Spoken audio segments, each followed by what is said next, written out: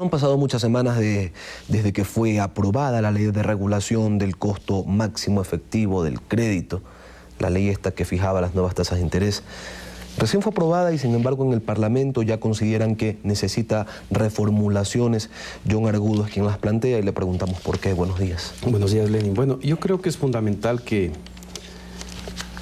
pues obviamente vayamos haciendo los ajustes que sean necesarios a objeto de que los ecuatorianos veamos que efectivamente, más allá de la transparencia que puede comenzar a darse con esta ley, en cuanto se refiere a las tarifas por servicios y a las tasas de interés, también esas tasas y esos servicios bajen, y bajen de manera rápida. Porque ¿no han bajado? Bueno, entiendo que los cálculos hechos por el Banco Central del Ecuador, en algunos casos, obviamente, yo tengo aquí, por ejemplo, esto que he bajado del internet, que es una información del Banco Central, que refiere a que las tasas de interés activas efectivas observadas, por ejemplo, en la comercial estaba en el 39,97%, y ha bajado al 22,5%, es información del Banco Central del Ecuador. 17 puntos. El caso de la tasa de interés activa en cuanto se refiere al consumo estaba en 57,29 y está ahora en 32,27.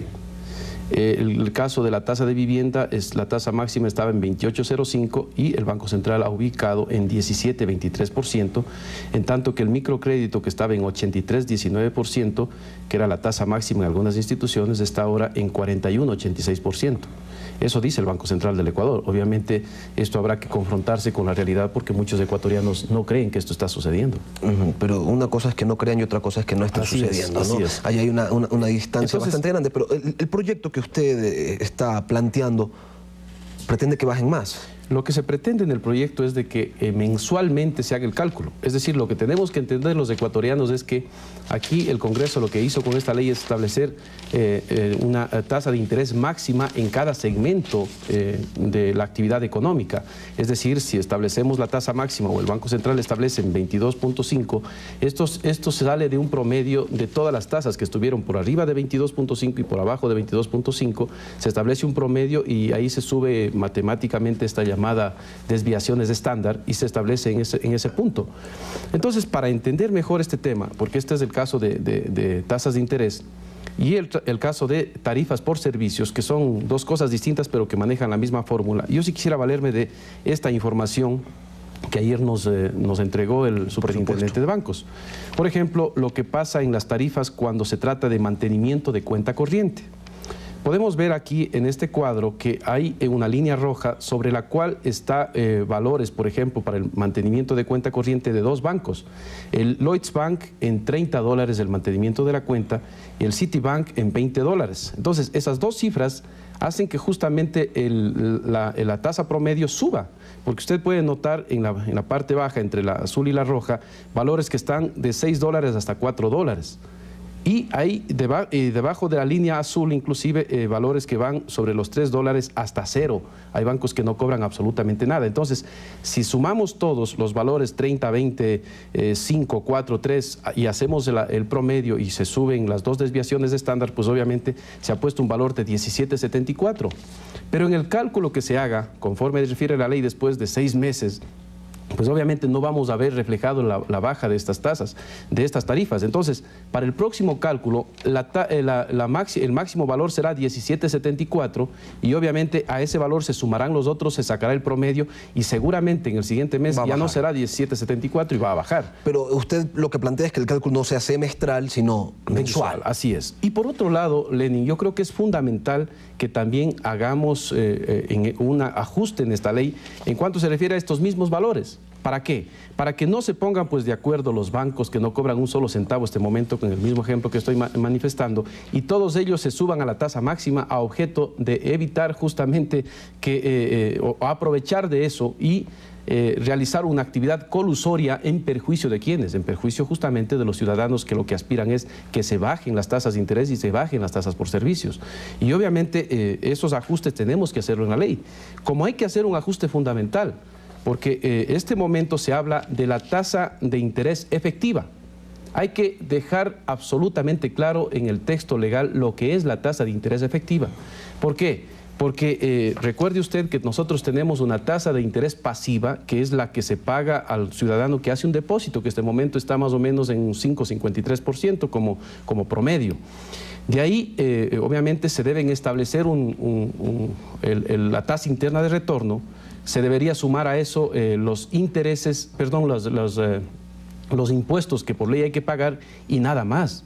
Pero aquí, en las tasas de interés efectiva, lo que nosotros entendemos es que los bancos están también incluyendo las comisiones que ya fueron eliminadas mediante ley. Es decir, hay que establecer claramente lo que significa la tasa de interés efectiva y de esa manera creo yo que lograremos bajar ostensiblemente las tasas de interés. De lo económico a lo político, con Andrea Bernal. Gracias, Lenin. Diputado Argudo, así es, vamos a trasladarnos al tema político. ¿Será un Congreso objetivo el que decidirá si se da paso o no al pedido de juicio penal al presidente Correa en vista de que puede ser tomado como una revancha del Congreso? Buenos días. Buenos días, Andrea. Bueno, sería un error craso del Congreso Nacional actuar simplemente como revancha a las acciones y a los pedidos del señor presidente de la República. Pero cabría esa posibilidad, ¿cómo la ve usted al interior? Bueno, por lo menos nosotros hemos manifestado de que hay que hacer un análisis absolutamente objetivo. Obviamente el juez, de conformidad con lo que reza el artículo 216 del Código Penal, ha solicitado al Congreso que en base del 130 numeral 10 de la Constitución autorice el enjuiciamiento penal. Eso es lo procedente. Y eso demuestra de que vivimos en un Estado social de derecho, de que tenemos que cumplir la Constitución y la ley todos los ciudadanos del Ecuador.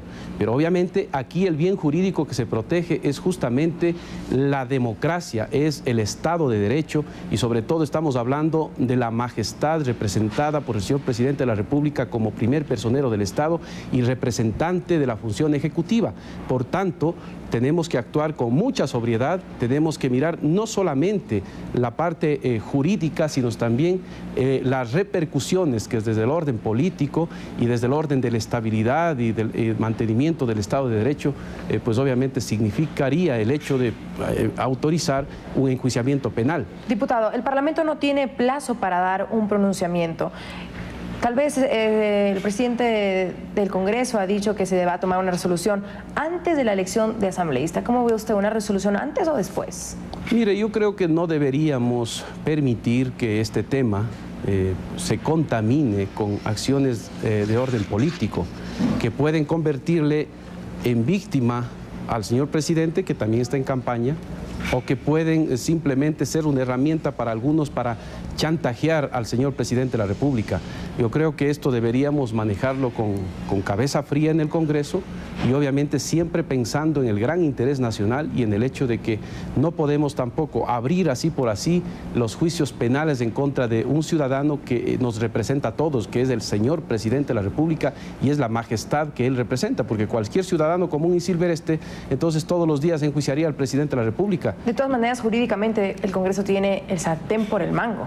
Bueno, jurídicamente el Congreso está por mandato constitucional obligado a pronunciarse respecto a este tema, pero justamente el legislador constituyente puso esta disposición para evitar que cualquier ciudadano, perdónenme términos, común y silvestre, pueda plantearle un juicio al primer personero del Estado. Y por lo tanto, se ha puesto una votación calificada que es de mínimo 67 legisladores para tomar una resolución que obviamente tiene que ser meditada, tiene que ser objetiva y tiene que ser hecha sobre todo pensando en el gran interés del país. Gracias al diputado Argudo por su opinión y por sus precisiones. Ya volvemos.